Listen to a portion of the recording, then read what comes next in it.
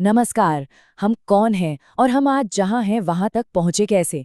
इन सारे सवालों का जवाब कहीं ना कहीं हमारे अतीत में छिपा है, खास तौर पर प्राचीन भारत के इतिहास में। तो आज हम एक सोर्स के जरिए ये समझने की कोशिश करेंगे कि हजारों साल पुराना ये इतिहास आज भी हमारे लिए इतना जरूरी क्यों है। लेकिन पहला सवाल तो यही उठता है कि भाई हजारों साल पुरानी बातों को आज क्यों कुरेदें?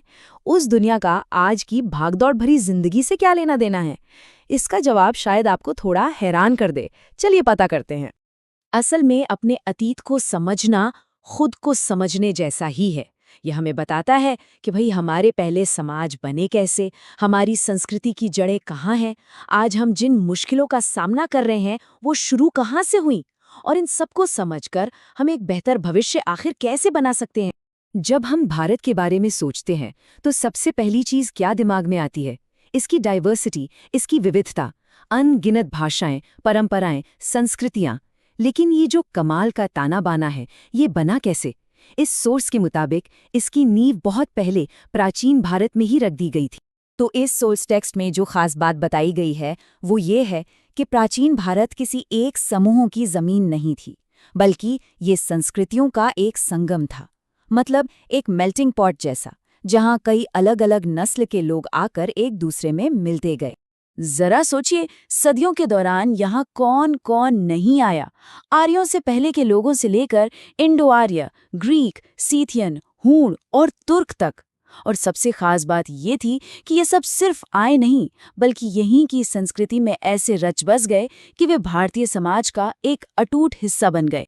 और जानते हैं, इसी कमाल की प्रक्रिया को ये टेक्स्ट एक नाम देता है, विविधता में एकता।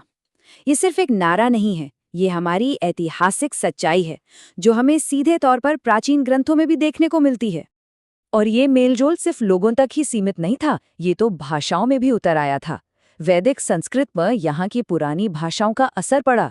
आप सोचिए, कमाल की बात तो ये है कि 300 ईसा पूर्व के पाली ग्रंथों में हमें मुंडा और द्रविड़ भाषाओं के शब्द मिलते हैं। ये अपने आप में इस बात का सबूत है कि संस्कृतियों का लेन देन कितना गहरा और नेचुरल था। तो फिर सवाल ये उठता है कि अगर भारत इतने सारे अलग अलग समूहों का घर था, तो फिर एक राष्ट्र का आइडिया कहाँ से आया?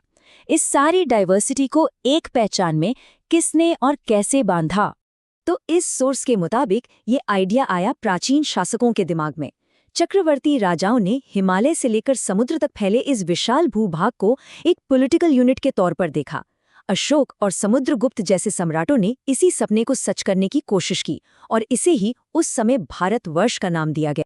हमारे देश के नाम की भी अपनी एक बड़ी दिलचस्प कहानी है। इसकी शुरुआत हुई सिंधु नदी से।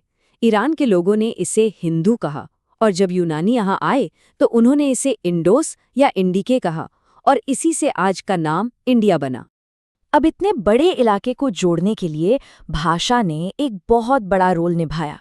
अशोक के शिलालेखों में प्राकृत भाषा का इस्तेमाल हुआ, जो देश के एक कोने से दूसरे कोने तक समझी जाती थी। और बाद में संस्कृत ने ये भूमिका निभाई और देश के एक बहुत बड़े हिस्से को एक सांस्कृतिक धागे में पिरो दिया। लेकिन देखिए, इतिहास सिर्फ अच्छी और गौरवशाली कहानियों का कलेक्शन नहीं होता। इसमें कुछ काले पन्ने भी होते हैं, जिनका सामना करना बहुत जरूरी है। और ये जो सोर्स है, ये हमें अतीत के कुछ कड़वे सच का सामना करने को भी कहता है। तो ये सोर्स हमें एक तरह से वार्निंग देता है, साफ साफ कहता है कि अगर हम अपने अतीत की इन बुराइयों को नज़रअंदाज करते हैं तो हम एक मजबूत भविष्य की उम्मीद कर ही नहीं सकते। मतलब ये कि हमें सच का सामना तो करना ही होगा, चाहे वो कितना भी मुश्किल क्यों ना हो। और इन बुराइयों में सबसे बड़ी थी वर्ण, यानी जाति व्यवस्था। ये एक ऐसी कठोर सामाजिक बनावट थी जिसने समाज को जन्म के आधार पर ऊंचे और नीचे दर्जों में हमेशा हमेशा के लिए बांट दिया। और देखिए, यहीं पर इस एनालिसिस का सबसे जरूरी पॉइंट सामने आता है। एक तरफ विविधता में एकता का वो खूबसूरत आदर्श था, तो दूसरी तरफ जाति व्यवस्था की वो कड़वी हकीकत जिसने समाज में इतनी गहरी खाई खोद दी। ये हमारे अतीत का शायद सबसे बड़ा अंतर्विरोध है। अब इस सिस्टम का नतीजा बहुत ही भयानक हुआ। इसने शूद्रों और अतिशूद्रों का क्रूर दमन किया, जिन्हें अछूत तक माना गया। इसने महिलाओं के अधिकार भी छीन लिए। ये सोर्स यहाँ तक बताता है कि इस व्यवस्था की जड़ें इतनी गहरी थीं कि बाद में भारत आए, यहाँ तक कि इस्लाम और ईसाई धर्म को मानने वाले भी इसके असर से अछूते नहीं रहे। तो अब सवाल ये है कि इन सब पुरानी बातों का आज के समय में क्या मतलब है? इस सोर्स टेक्स्ट के अनुसार इसका आज के भारत से सीधा और बहुत गहरा संबंध है। तो देखिए, जो सबसे बड़ा सबक है वो ये है, अगर हम आज की समस्याओं को सच में हल करना चाहते हैं तो हमें उनकी जड़ों तक पहुंचना ही होगा। और वो जड़ें, जैसा कि ये सोर्स हमें दिखाता है, हमारे गहरे अतीत में छिपी हैं। बिना एक साफ और ईमानदार समझ के हम सही मायनों में आगे बढ़ ही नहीं सकते। इतिहास का अध्ययन करना एक ऐसी चाबी की तरह है जो आज के कई ताले खोल सकती है। ये हमें बताता है कि आखिर समाज में इतनी गहरी असमानता क्यों है, ये धार्मिक कट्टरता कहाँ से आती है, लैंगिक भेदभाव की जड़ें कितनी पुरानी हैं और हमारे देश की तरक्की के रास्ते में असली रुकावटें क्या हैं। और आखिर में ये सोर्स हमारे सामने एक बहुत ही जरूरी सवाल छोड़ जाता है। एक बेहतर और मजबूत राष्ट्र बनाने के लिए हमें अपने इतिहास को उसकी पूरी सच्चाई के साथ स्वीकार करना होगा, उसकी महान उपलब्धियों को भी और उसकी भयानक गलतियों को भी। तो असली सवाल ये नहीं है कि हमारा इतिहास कैसा था, असली सवाल ये है कि क्या हम आज अपने पूरे इतिहास का, उसकी अच्छाई और बुराई दोनों का सामना करने के लिए तैयार हैं? इस पर विचार करना बहुत जरूरी है।